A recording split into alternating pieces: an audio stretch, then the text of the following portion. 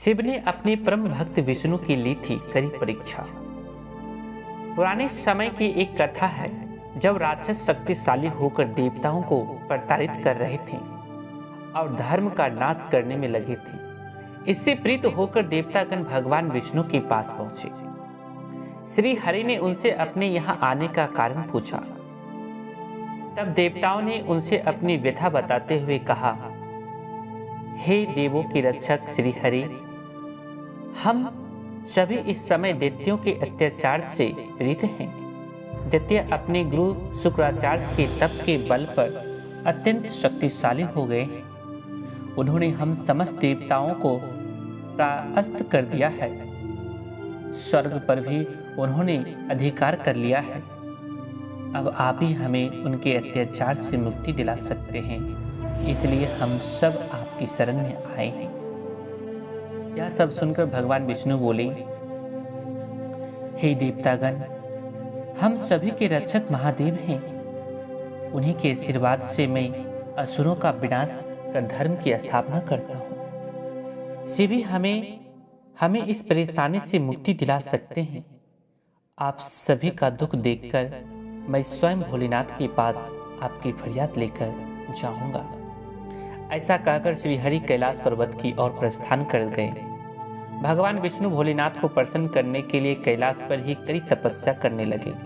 वे प्रतिदिन शिव के 1000 नामों का जाप करते और अंत में एक कमल का फूल उन्हें समर्पित कर देते। इस प्रकार श्री हरि को तपस्या करते हुए 1000 वर्ष बीत गए। एक दिन शिव ने विष्णु की परीक्षा लेनी चाही। विष्णु रोज की तरह भोलेनाथ के 1000 नामों का जाप कर 1000 कमल के फूल समर्पित कर रहे थे। लीलाधारी शिव ने उसमें से एक कमल छिपा दिया। शिव की माया से विष्णु को इस घटना का पता नहीं चल पाया। उन्होंने एक कमल फूल का कम पाकर उसकी खोज शुरू कर दी। विष्णु ने पूरी पृथ्वी का चक्कर लगा लिया, पर उस कमल का पता नहीं चल पाया। अब इस वजह से रोज का नियम तो तोड़ा नहीं जा सकता। विष्णु ने सोचा कि मेरे नयनों को ही कमल नयन कहा जाता है, क्यों ना इन्हें ही भोलेनाथ को समर्पित कर दूं। यह विचार आते ही उन्होंने तुरंत अपनी एक आंख कमल के फूल के साथ मिलाकर शिव को चढ़ा दी। श्री हरि के इस अद्भुत त्याग से सदाशिव बेहद प्रसन्न हुए और प्रकट होकर बोले, विष्णु, मैं तुम पर अति प्रसन्न हूँ। तुम्हारी जो इच्छा है वर मांगो, आज मैं तुम्हारी हर कामना पूरी करूंगा। इस पर विष्णु ने कहा, हे भोलेनाथ, अब मैं आपसे क्या कहूं?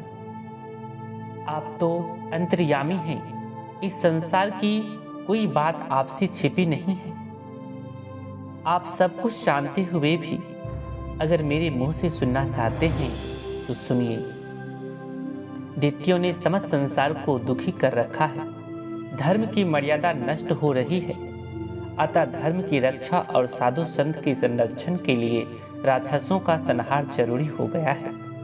दैत्य इतने बलशाली हो गए हैं कि मेरे पास जो भी अस्त्र शस्त्र हैं वे उनके सामने बेकार हैं। इसलिए मैं आपकी शरण में आया हूँ। विष्णु की बातें सुनकर महादेव ने उन्हें अपना दिव्य सुदर्शन चक्र दिया।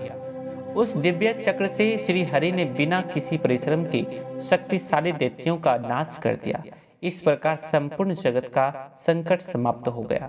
सारे देवतागण और ऋषि मुनि प्रसन्न हुए और विष्णु को सुदर्शन चक्र रूपी एक दिव्य अस्त्र भी मिल गया। शिव से चक्र पाने के उपरांत ही वे चक्रपाणी भी कहलाए। सभी को मेरा प्रणाम भाई बहन। ऐसे ही वीडियो के लिए YouTube पे हमारे चैनल को सब्सक्राइब, लाइक और शेयर कर दीजिए।